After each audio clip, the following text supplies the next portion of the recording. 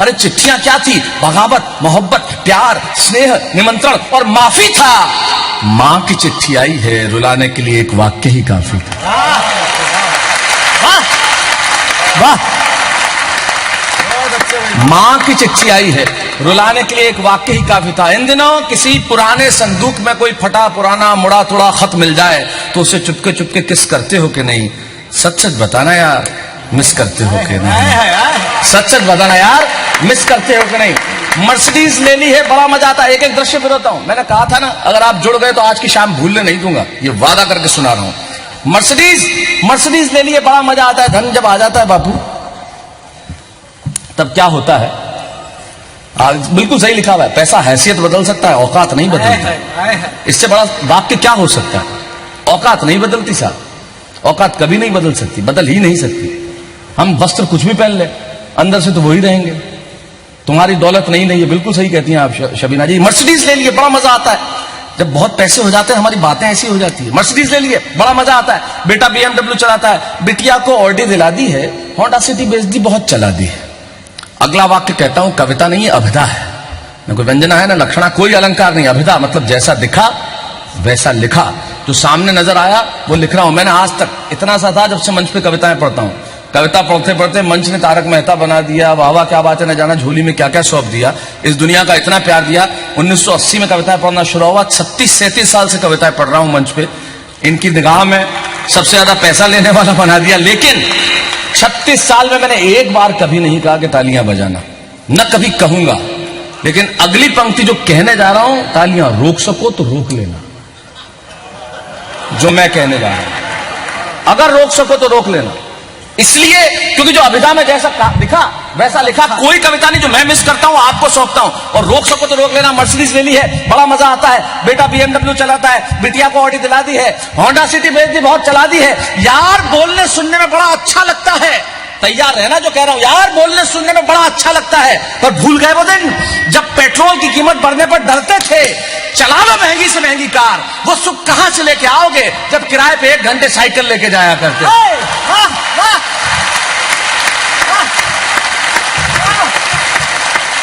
भैया जिंदाबाद, वाह भाई क्या बात, वाह वाह, कमाल, वाह। चला लो महंगी से महंगी कार, वो सुख कहां से लेके आओगे जब किराए पे 1 घंटे साइकिल लेके जाया करते थे। और सुख भी कैसा आप देखिए, हर आदमी के जीवन में सुख आया। सुख कैसा? 10 मिनट एक्स्ट्रा चला ली, ये सुख। क्या बात, 2 बजे जमा करनी थी, 2:15 बज गए, अगले को पता ही नहीं चला। हिंदुस्तान में हर पिता का मूलभूत अधिकार, हिंदुस्तानी बाप का मूलभूत अधिकार, औलाद को बिना कारण ठोको। और कारण पूछ ले तो 2 और ठोको। ठोको जरूर। शशि भाभी कहां बैठी? इधर बैठी। मूलभूत अधिकार, बिना कारण ठोको, ठोको जरूर। और मेरे पिताजी का तो ठोकने का कोई कारण होता ही नहीं था। मैं घर में एक दिन बैठा था, आए, पता नहीं किस मुद्रा में आए होंगे। मैं पैंट पहन के बैठा हुआ था घर में, पैंट शर्ट। पैंट पहन के घर में क्या बैठा है? शादी में जाना है क्या? कुछ कारण। दूसरे दिन मैंने कहा मारते हैं, निक्कर पहन ली। दूसरे दिन अश्लील कहीं का टांगे दिखाता है, पद्मा खन्ना है क्या? उस जमाने में पद्मा खन्ना ही थी, तो बहुत लॉजिकल आदमी है। मैंने कहा पैंट पहनूं तो ठोको, निक्कर पहनूं तो ठोको, तो क्या दिगंबर हो जाऊं? करूं क्या मैं? कोई कारण तो बताओ यार, क्या करना? और डांटते थे तो उनका एक अजीब तरीका। ये आपने बापू, हिंदुस्तान में हर पिता जब अपने बेटे को डांटता, एक तो बेटे को वो अपनी ऐसी प्रॉपर्टी समझता है जिसपे कोई कभी अधिकार नहीं कर सकता। ये ऐसी प्रॉपर्टी, इस पे कोई अधिकार कर ही नहीं सकता। मुझे डांटते थे जब, कहां गया था? कॉलेज गया था। आंख मिला के जवाब दे। कॉलेज गया था। सामने क्या देखता है? अरे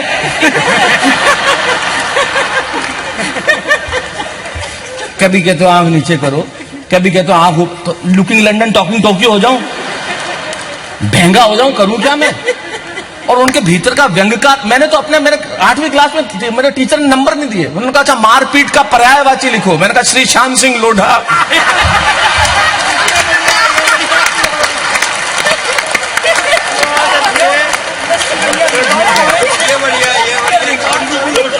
अरे ये वीडियो भेजना मत जोधपुर आप, मुड़द साहब, अभी तक मकान उन्हीं के नाम है। और आज भी वो इतने उनके होंगे सुपरस्टार शैलेश लोढ़ा घर के बाहर, घर में आते ही औकात दिखा देते हैं। क्या पहना है ये, क्या है क्या ये, वो कुछ भी पहन लो ऐसे ही करते हैं। अच्छा उनके भीतर का व्यंकार, मेरे में तो उनके 5% गुण आए साहब। अगर वो इस लाइन में होते, वो तो सरकारी नौकरी करते रहे, बहुत बेचारे सारे जीवन संघर्ष किए उन्होंने, शायद इसीलिए ठोकते थे। क्योंकि सरकारें पहले कैसी होती थी आपको पता ही है, तो ठीक तो अब आनी शुरू हुई है। तो वो इस लाइन में होते तो बहुत सफल होते, वो बहुत बड़े व्यंग का, मुझसे ज्यादा पैसे लेते, मैं तेरे को बता रहा हूं। 50,000 तो एक्स्ट्रा इसी के लेते कि मैंने इसको पैदा किया है।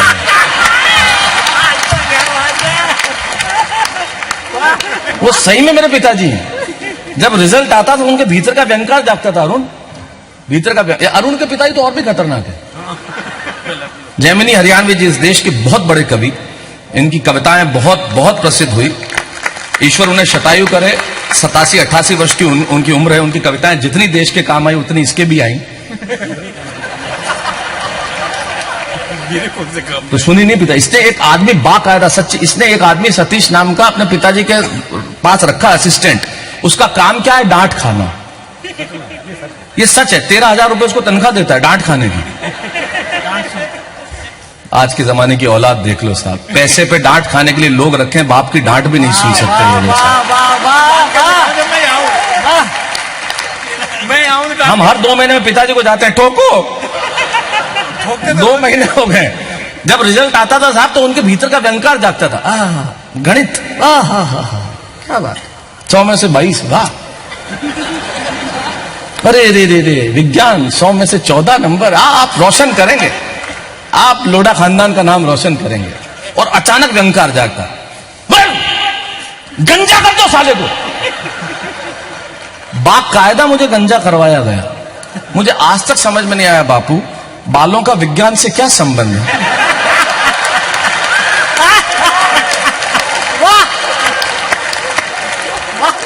मैं मुंडाया निकला बाहर तो सामने मेरी उम्र का एक और मुंडाया हुआ आ रहा था। मैंने कहा विज्ञान, बोले नहीं भूगोल।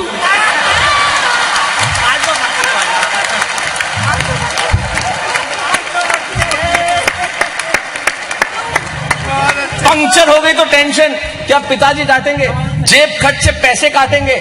यार महंगी, अगली पंक्ति मैंने कहा था कि तालियां रोक सको तो रोक लेना, इस बार छत नहीं फाड़ दो इंडोर स्टेडियम की, तो मुझे पता। आज महंगी से महंगी कार में पास में बीवी बैठ जाए ना तो लगता है इसी दिन के लिए तो परिश्रम के चक्कर लगाता था, पर जब वो स्कूटर के पीछे बैठ के कमर पकड़ती थी ना, दिल मचल मचल जाता था।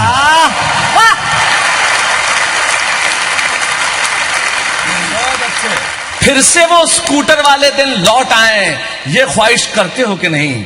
सच सच बताना यार, मिस करते हो कि नहीं? सच सच बताना यार, मिस करते हो कि नहीं? बैंक खड़े हैं दरवाजे पे, जितना चाहिए मिलता है, लोन देने वालों का चेहरा तुम्हें देख के खिलता है। लो, खूब लो, देने वाले हैं तो खूब लो। करोड़ों का व्यापार है, चुकाने की कोई चिंता नहीं, रोटेशन शानदार है, पैसा ही पैसे को खींचता है, बिल्कुल शुद्ध है, बात बिल्कुल बहुत सही है। लेकिन आज पैसे के दम पर तुम हर बिजनेस खिला लोगे, पर वो दोस्त से लिए वे 100 रुपए उधार भुला लोगे। और मेरी अगली पंक्ति की फिलॉसफी को बापू एक बहुत जीवन का सामान्य दर्शन एक पंक्ति में देता हूं कि यार जेब में जब लाखों हो ना तो लाखों देने वाले लाखों मिलते हैं। क्या बात है, वाह वाह। जेब में जब लाखों हो ना तो लाखों देने वाले लाखों मिलते हैं। ऐसी मिसाल यहां 1000 खड़ी होती है, पर जब जेब में कुछ भी ना हो ना तो 100 रुपए मिलना भी बात बहुत बड़ी होती है। वाह वाह वाह वाह वाह वाह वाह। तो आज चला लो अरबों का व्यापार, पर वो पहला पहला उधार सच सच बताना यार, मिस करते हो कि नहीं? सच सच बताना यार, मिस करते हो कि नहीं? खाने वाला लूं कि छोड़ दूं? सच सच बताना यार, मिस करते हो? चाइनीज से लेके इटालियन तक चटकारे ले लेके खाते हो। आजकल ये नया शुरू हो गया, गली गली में, गली गली में ठेले, गांवों में मंचूरियन, नाम ही इतने खराब, मोमोज। आप भोजन कैसे करो जिसका नाम ही सुनने में इतना खराब हो, और बच्चे फिर वो शुरू लेके खाते हैं ऐसा, जैसे वो एनाकोंडा जैसे जानवर को खींचता है ना वैसे। चाइनीज से लेके इटालियन तक चटकारे ले लेके खाते हो। शादियों में 150 आइटम के स्टॉल लगाते हो। हमारे पाखंड की हद देखो आप साहब, इतने आइटम खा सकता है कोई? मुझे कई बार लगता है सलाद से लेके वहां तक जाने में तो कोई 2-1 ऑटो रिक्शा साथ में आए तो चले, मतलब हद ही है। और उसके बाद आप देखोगे ईगो कोई ना कोई हट जरूर करता है। इतना आइटम लगे, आपने रसगुल्ला लिया नहीं, आपने प्लेट इतनी सी, अब इसमें मैं क्या क्या लूं? मुझे बताओ, इतने सारे आइटम के स्टॉल। अरे खाना शादियों में पहले होता था, पंगत बैठती थी, सारे लोग, एक परोसता हुआ आता था, क्या मजा आता था साहब, और बैठे हुए। अरे मजे की बात तो यह है कि जब पंगत बैठती थी और आप देखते कि रायते वाला आ रहा है तो कटोरी लेकर, क्या बात है, क्या बात है, क्या बात है, वाह वाह वाह वाह, अरे क्या ऑब्जर्वेशन है भैया, तुरंत से हाँ भैया, कोई आगे निकल जाए। मेरे दादाजी, वो कोई पंगत में बैठे, अंधेरा था, कोई आगे निकले, इधर इधर देख थाली में क्या गिरा है, तो इसमें तो कुछ नहीं है, तो डालना।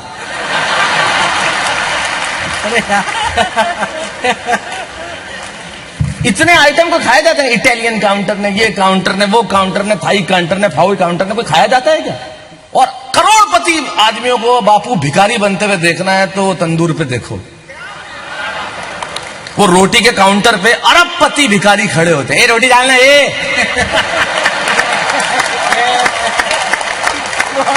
एक कब से खड़ा हो यार, तेरे को समझ में नहीं आ रही है क्या यार? यहाँ पे लेडीजों को दे रहा है, हमको दे ही नहीं रहा यार, ये क्या कर रहे थे बच्चा? हमने कहा लिफाफा दिया नहीं कि डालना है, रोटी डालना है। हाँ और क्या, मुझे लगता है शादियों में आजकल मैं देसी कट्टा लेके जाऊंगा, रोटी डाल, रोटी आवे जब तक सब्जी ठंडी, सब्जी लेके आओ फिर रोटी नहीं मिले, आदमी तो चक्कर ही लगाता रहता है।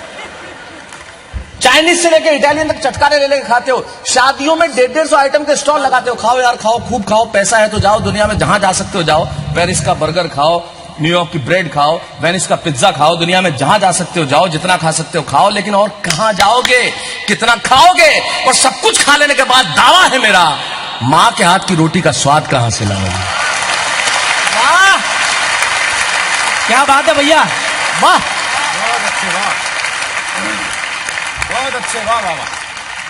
वो हाथ जिनसे वो घंटों तक मसालों का नाप देखती थी, वो हाथ जिनसे वो सिगड़ी पे दाल सेकती थी, वो हाथ जो प्यार से मसाला डालती थी, वो जो सबको खिला के खुद खाती थी, वो जो घंटों तक उस दाल को पकाती थी। आज अच्छे से अच्छे भोजन का तुम कर सकते हो प्रबंध, पर वो मां के हाथों की गंध, सच सच बताना यार मिस करते हो तुम?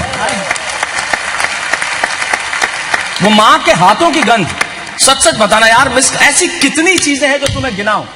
अब आता हूं कविता के क्लाइमेक्स तक, आपको और दृश्य सौंपता हूं। ऐसी कितनी चीजें हैं जो तुम्हें गिनाऊं, ऐसी कितनी चीजें हैं जो तुम्हें बताऊं। आज तुम लड़ते हो बाबू, रेस्टोरेंट में लोग जाते हैं, बाकायदा लड़ाई होती है, नहीं बिल नहीं, नो मैं दूंगा,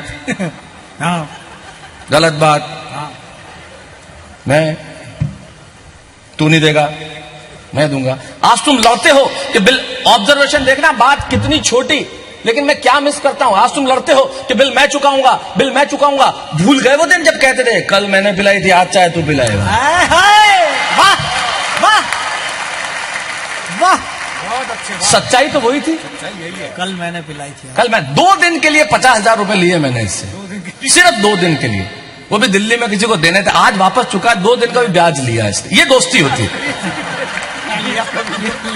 ये दोस्ती, ये सच्चाई है, ये पाखंड नहीं, ये पाखंड नहीं है, मैं तेरे को सही बता रहा हूँ। और नोट 500 पुराने वाले, नहीं 2000 के नए नोट दिए, हाँ बिल्कुल नए नोट दिए, बिल्कुल 2 दिन का भी ब्याज दिया। ये सच्चाई है, मैं इसकी मैं तारीफ करता हूँ, इसमें थोड़ी, ये इसको देखो, ये इसको सच्चाई कहते हैं। लो मान दे रहे हो आप, भूल गए वो जब कहते थे कल मैंने पिलाई थी, आज चाय तू पिलाएगा। वो एक लाल कपड़ों वाली मुस्कुरा के कहीं रसगुल्ले खिलाएगा। ऐसी कितनी चीजें तुम्हें गिनाऊं, वो बिना जूतों के बारिश में दौड़ना, वो हाथों से नावों को छोड़ना, वो नई नई फिल्मों के पोस्टर देखने जाना। राजेश भाई बापू मैं टेलीविजन पे 24 घंटे अवेलेबल रहता हूं, कभी तारक मेहता बन गए, कभी कॉमेडी सर्कस, कभी महामुकाबला, कभी वाह वाह क्या बात है। ईश्वर ने इस देश में इतना प्यार दिया, टेलीविजन पे हम दुनिया के इस देश के नहीं दुनिया के सबसे लंबे चलने वाले डेली धारावाहिक हो गए। आप ही लोगों की मोहब्बत का कमाल है कि हमें वो सौंपा प्रभु ने। ये बहुत कम लोगों को, हम एक इतिहास का हिस्सा बन गए। ईश्वर ने वहां पहुंचा दिया जाके हमने कल्पना नहीं की थी। लेकिन हमारे जमाने में फिल्मों देखने जाना मतलब पिताजी का मूड देखना पड़ता था, और उसके बाद फिल्मों के पोस्टर देखने जाते थे, कहाँ लगा हुआ है, कौन है हीरो, क्या है। मैं जहां सिरोही में पढ़ता था, वहां हमारी फिल्में जब लगती थी तो एक आदमी बाकायदा ऑटो रिक्शा लेता, उसमें एक लाउड स्पीकर लगाता, दोनों तरफ पोस्टर लगाता, माइक लेता और फिर मतलब प्रचार करते हुए निकलता, रोजाना 400 में देखिए। पिक्चर कोई भी डायलॉग एक ही, हंसी मजाक और मार धाड़ से भरपूर। एक दिन में 10 मिनट तक हंसता रहा। रोजाना 400 में देखिए, हंसी मजाक और मार धाड़ से भरपूर, जय संतोषी मां। डायलॉग तो वही। एक दिन बापू पिक्चर लगी ज्वेल थीफ, तो एक नया वर्ड उसने और जोड़ा, सस्पेंस। मैं 15 मिनट हंसा राजेश भाई। रोजाना 400 में देखिए, हंसी मजाक मार धाड़ और सस्पेंस से भरपूर, ज्वेल थीफ, खतरनाक सस्पेंस, आपको एंड तक पता नहीं चलेगा खूनी अशोक कुमार है। वो नई नई फिल्मों के पोस्टर देखने जाना, वो नई नई फिल्मों के और अगली पंक्ति भाई श्री दिनेश दिग्गज और अरुण जैमिनी को समर्पित, वो नई नई फिल्मों के पोस्टर देखने जाना, वो सर्दियों में कभी कभी नहाना। रोज नहाने वाले वो सुख क्या जाने। कि नहाना बहुत ओवररेटेड किया हुआ है लोगों ने। हमारे जमाने में रोज नहाने का रिवाज ही नहीं था। 3 दिन पिताजी नहाते थे, 3 दिन पुत्र नहाता था, ऑल्टरनेट डेज पे चलता था। नहीं सही बात, ऐसे ही नहाया जाता था, पानी की कमी थी। और स्नान भी 3-4, एक होता है चंचू स्नान, 4 बूंदली छक छक चंचू, एक होता है कान स्नान, भीगे कान हुआ स्नान, एक होता है स्पर्श स्नान, एक होता है गंधर्व स्नान, सोचा और हो गया। सोचा ये गंधर्व वाले, यो गंधर्व वाले मतलब गंधर्व स्नान वो कि जब तक शरीर में गंध न आए तब तक नहाना नहीं। वो नई नई फिल्मों के पोस्टर देखने जाना, वो सर्दियों में कभी कभी नहाना, वो बस में खिड़की वाली सीट के लिए लड़ना, वो किताब के अंदर दूसरी किताब रखकर पढ़ना।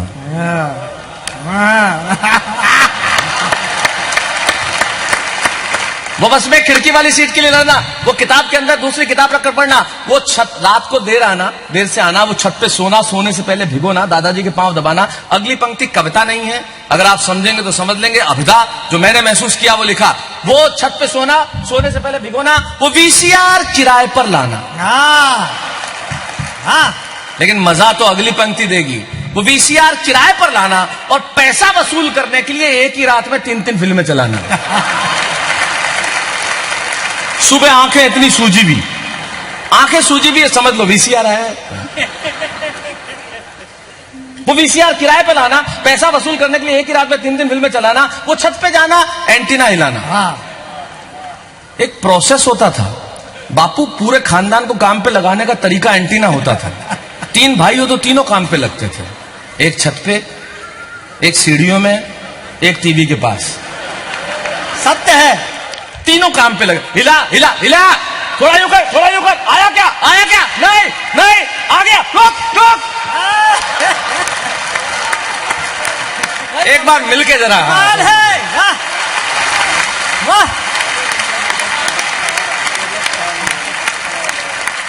वो वीसीआर किराए पे लाना, वो छत पे जाना, एंटीना हिलाना, वो छत पे जाना, एंटीना हिलाना। आज तो वीसीडीज आ गई, सीडीज आ गई, पेन ड्राइव आ गई, वो ऑडियो कैसेट लाना, उसे भरवाना। गाना नंबर 1, गाना नंबर 2, प्रोसेस होता था। ये सोनी की कैसेट अच्छी नहीं, टोनी की अच्छी है, लड़ाई झगड़ा होता था।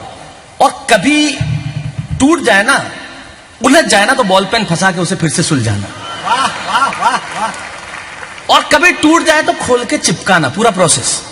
ये पंखा धीरे कर उड़ रही है, और चिपकने में कभी ऑब्जर्वेशन देखना जैमिनी साहब, विष्णु जी, अगर चिपकने कभी उल्टी भी चिपक जाए ना तो उसका भी मजा उठाना। कैसा अक्सर उल्टी चिपक जाती थी अपने को, और उल्टी में भी मजा देती थी, तो मजा लेते। जिंदगी की न टूटे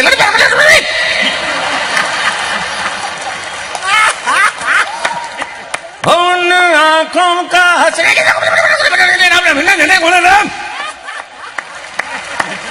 कमाल है भाई, फिर से कमाल है, कमाल है, वाह वाह वाह वाह। उल्टी चिपक जाए तो उसका भी मजा उठाना, वो दर्जी के पास जाना कपड़े सिलवाना। अब तो अब रेडीमेड खरीदते हैं, अब तो सिलवाता वो डिजाइनर। अब तो उस जमाने में तो सब कुछ दर्जी सिलता था। वो 38 की मोरी, 3 खानदान घुस जाए उसमें। ये स्वच्छ भारत अभियान तभी से चल रहा है। लेकिन मुझे खुशी है, हमारा आदरणीय माननीय प्रधानमंत्री ने जो स्वच्छ भारत अभियान के पहले 9 जो लोग चुने थे, मैं और हमारी टीम उनमें से एक है। हम प्रथम 9 के मैं हम उनका धन्यवाद ज्ञापित करता हूं कि हम बहुत अच्छा बेटा। इतनी छोटी बच्ची जब वहां से सलाम करती है तो मुझे लगता है कि मेरा कुछ कहना, मेरा यहाँ आना सार्थक हो गया। तब मेरी एक पंक्ति मुझे याद आती है कि इस जमाने में कुछ तो अच्छा रहने दिया जाए, इन बच्चों को सिर्फ बच्चा रहने दिया जाए। वाह वाह वाह वाह वाह वाह वाह। क्योंकि छत नहीं रहती, दहलीज नहीं रहती, दीवारों दर नहीं रहता, घर में बुजुर्ग ना हो तो घर घर नहीं रहता। क्या बात है। कैसेट चिपकाना, उल्टी चिपक जाए तो उसका भी मजा उठाना। अगली पंक्ति में अक्सर भूल जाता हूं, उसकी बात क्या है। दिनेश तेरे को याद है क्या? तेरे को तो कई कवियों की याद है, मेरी भी नहीं। कागज है मेरे पास, ये आखिरी पंक्तियां मैं अक्सर इसकी भूल जाता हूं, तब सुनाता हूं। वो कैसेट लाना और उल्टी चिपक जाए तो उसको फिर से चिपकाना। क्योंकि क्या है साहब, कविताएं जो है वो कई बार इतनी ऐसी हो जाती है दिल के करीब। और ये देखो, आप ये देखो, मैंने एक जेट एयरवेज की यात्रा में जो ट्रेन में जो कागज आते हैं ना, उस पर कविता लिखी थी। और ये कागज मैंने आज तक नहीं छोड़ा। चीज पुरानी हो जाए तो क्या छोड़ दी जाती है? रची तो पहली बार इसी पे गई है। नहीं तो इसी बात, ये सही बात है। अरे आप कुछ और अर्थ लगा रहे हैं, मैं वो नहीं कह रहा हूं। बात का गलत अर्थ ना लगाएं। आप दुर्ग से आए हैं, मैं जानता हूं, ऐसा अर्थ मत लगाओ। दीपक जी, ऐसा दीपक जी है ना ये, हाँ पहचान गया मैं दीपक भाई, ऐसा थोड़ी है। ये क्या गई रे ये कविता? हाँ तू देख यार, एक किधर गई आगे। नहीं, कोई भी पन्ना खोल दे तो क्या ऐसा थोड़ी है कि थाल पूजा कर लेके चले आइए, फिर अलग है थोड़ा मामला।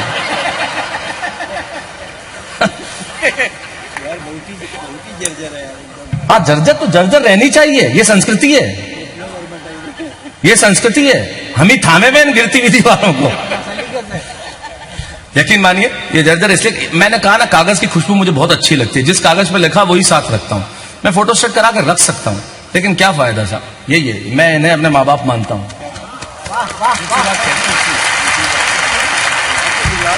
मैं पिछले दिनों एक कार्यक्रम में गया, एक धर्म का कार्यक्रम था बापू। मुझे बहुत कहा गया आप धर्म पे कविताएं सुनाइए। मैंने नहीं सुनाई साहब, मैंने नहीं, कोई दिक्कत नहीं, मैंने कतई नहीं सुनाई। इसलिए नहीं सुनाई कि मैंने सिर्फ एक वाक्य कहा कि मैं धर्म पर कविता इसलिए नहीं करता क्योंकि कविता मेरा धर्म है। सब सुनाता हूं। वो ट्रेन में, हाँ, वो ऑडियो कैसे भरवाना, गाने को फिर से भरवाना, छत पे जाना, एंटीना सिलाना, वो लाइब्रेरी में जाकर अखबार देखना, सर्दियों में अंगीठी के पास हाथ सेकना, वो ट्रेन में अपना बिस्तर साथ ले जाना, साथ लाया हुआ खाना खुद भी खाना, साथ वाले को भी खिलाना। उस जमाने को याद कीजिए साहब, हम खाना लेके जाते थे, थोड़ी देर में पूरा एक डब्बा परिवार हो जाता था। आज जगह जगह लिखा था अनजान आदमी के हाथ से न खाएं, जहर हो सकता है। मेरे साथ बैठने वाला परिवार होता था, आज साथ बैठने वाला अपराधी हो गया। तब मैं कहता हूं हमने क्या क्या बदल दिया। ट्रेन में लाया हुआ खाना साथ में खाना, खुद भी खाना, साथ वाले को भी खिलाना, वो एक ही कमरे में 7 भाई बहनों का रहना, वो एरोप्लेन को हवाई जहाज कहना। अगली पंक्ति बापू मैं क्षमा चाहते हुए कहना चाहता हूं, क्योंकि मैं आपकी उपस्थिति में कह रहा हूं, पंक्ति थोड़ी ऐसी वैसी है लेकिन सत्य है। क्योंकि हम हिंदुस्तानी इतने पाखंडी है कि हम सबने ये किया है लेकिन स्वीकार नहीं करते बापू। तब मैं कहना चाहता हूं, आपसे क्षमा मांगते हुए कहता हूं, आपकी उपस्थिति में कहना चाहता हूं, और कवि सम्मेलन में तो मैं क्षमा नहीं मांगता, सत्य है, लेकिन आपकी पावन उपस्थिति है इसलिए क्षमा चाहता हूं। क्योंकि पंक्ति थोड़ी ऐसी वैसी मतलब खराब नहीं है, लेकिन सत्य है। सत्य खराब भी होता है, सत्य खराब ही होता है, और सत्य अक्सर खराब होता है। वो ट्रेन में लाया हुआ बिस्तर साथ में लाना, साथ लाया पराठा अचार खुद भी खाना, साथ वाले को भी खिलाना, वो ट्यूशन पर पास वाली लड़की का जानबूझकर पांव से छूना। मैंने इसलिए कहा मनोज साहब कि ये पंक्ति में जहां भी कहता हूं एकदम खामोशी छा जाती है, क्योंकि हर आदमी ये जताने की कोशिश करता है कि उसने ऐसा नहीं किया। हम इतने पाखंडी है बापू, जो भी ये कह रहा है कि उसने ऐसा नहीं किया या तो झूठ बोल रहा है या बीमार है। और आप अपनी अपनी पत्नियों पे तो बिल्कुल प्रभाव जमाने की कोशिश मत करो, क्योंकि ट्यूशन पे वो भी गई हैं।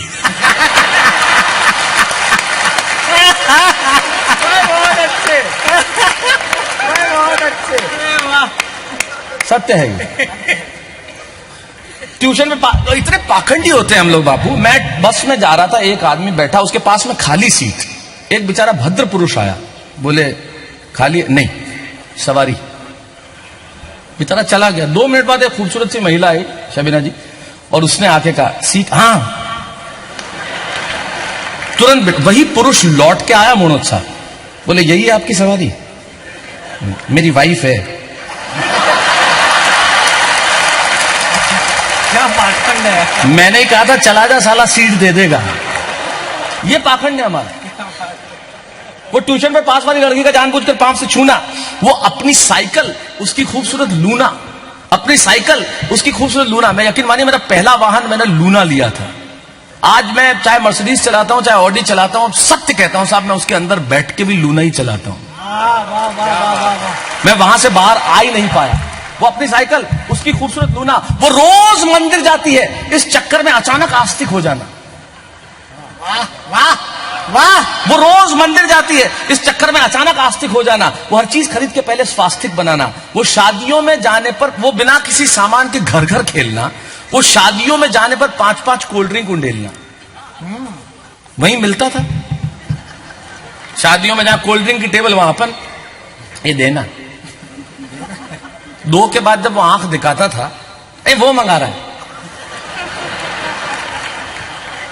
मोहल्ले में कौन सा कोल्ड ड्रिंक? कोका कोला, फेंटा। आज के बच्चों को नसीब है, हमारे तो पूरे मोहल्ले में आई लव यू रसना। 1 बाल्टी पानी, 1 पैकेट रसना, 1.5 किलो शक्कर, पूरा मोहल्ला साफ। और हमारे मोहल्ले में तो इतना ऑरेंज रसना पिलाया गया मुझे कि मेरी जबान भगवा हो गई है। लोग कहने लगे इसका जबान सांप्रदायिक है। वाह वाह वाह वाह वाह वाह। राजनीति इस तरह से भी बात की जा सकती है, कुछ और करने की आवश्यकता नहीं है। बहुत अच्छे, क्या बात है। वो शादियों में जाने पर 5-5 कोल्ड ड्रिंक उड़ेलना, वो रात में दादाजी के पांव दबाना, और अगली पंक्ति मैंने की है, मुझे नहीं मालूम। मैं मुंबई में रहता हूं, आप लोग भी अपने अपने शहरों में रहते हैं, मैं गांव में पला बढ़ा, इसलिए अगली पंक्ति का सुख मुझे पता है वो क्या होता है। सुरेंद्र दुबे जी, तुमने भी किया होगा, तुम भी गांव में रहे हो। वो और विष्णु तो आज भी सिकंदराबाद में रहता है अपनी धरती पे, ये भी गांव से निकला।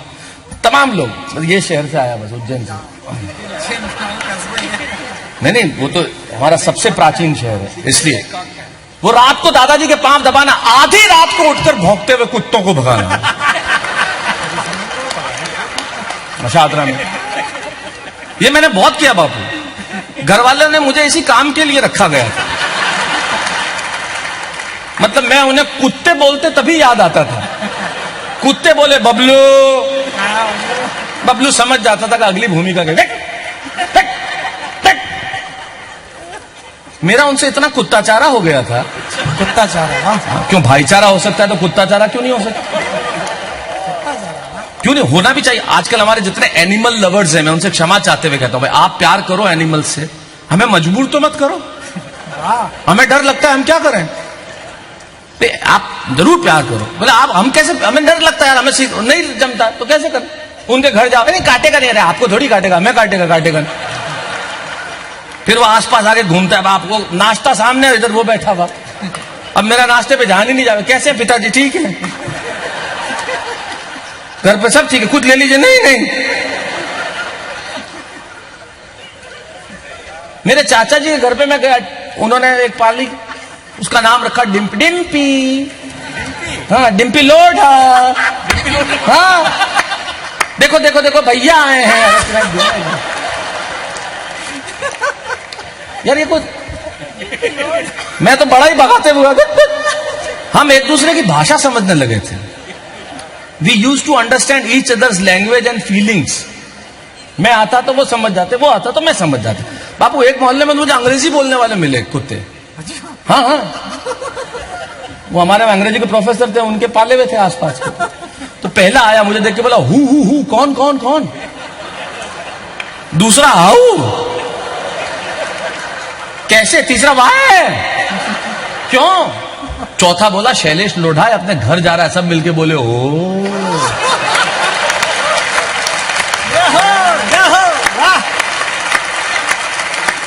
वो रात को दादाजी के पांव दबाना, अब समझ में आया पैसे क्यों लेता हूं? पूरा पैसे लेते हैं।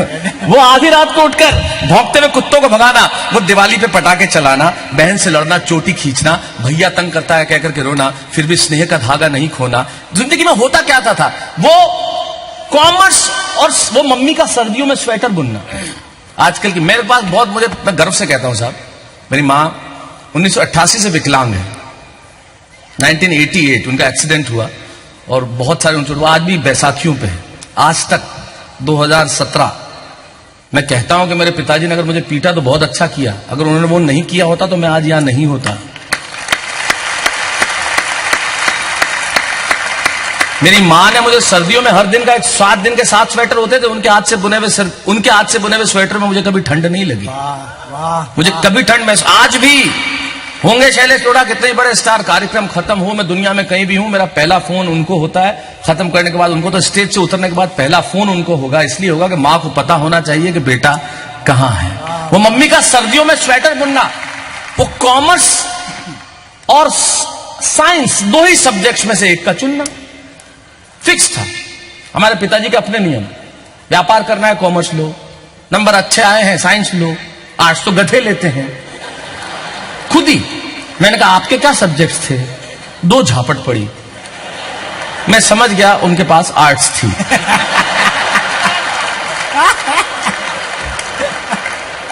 वो मम्मी का सर्दियों में स्वेटर बुनना, वो साइंस और कॉमर्स 2 ही सब्जेक्ट में एक को चुनना, वो बहन से लड़ना, चोटी खींचना, भैया तंग करता है कहकर के रोना, फिर भी स्नेह का धागा नहीं खोना, वो स्लीपर क्लास में धक्के खाते हुए जाना, वो सुराही की मिट्टी की गन के साथ पानी पीना, वो बेलौस, बेफिक्र, मस्त, बेवजह जीना। सच सच बताना यार, मिस करते हो कि नहीं? सच सच बताना यार, मिस करते हो कि नहीं? और ये कविता मैंने सिर्फ इसलिए सुनाई कि अभी भी वक्त बाकी है मेरे भाई। कब तक वक्त और अपने हाथों मजबूर रहोगे? मिलो पुराने दोस्तों से, कहो ना यार मिले, भूल जाओ ये शिकवे गिले, जी लो जिंदगी को एक बार फिर से जी लो, जीवन का ये अमृत फिर से पी लो, ताकि तुम्हारा अतीत तुम्हारे वर्तमान से ये न कहे कि टुकड़ा टुकड़ा किरचते हो कि नहीं, और मुझे तुमसे ये ना पूछना पड़े। सच सच बताना यार, मिस करते हो कि नहीं?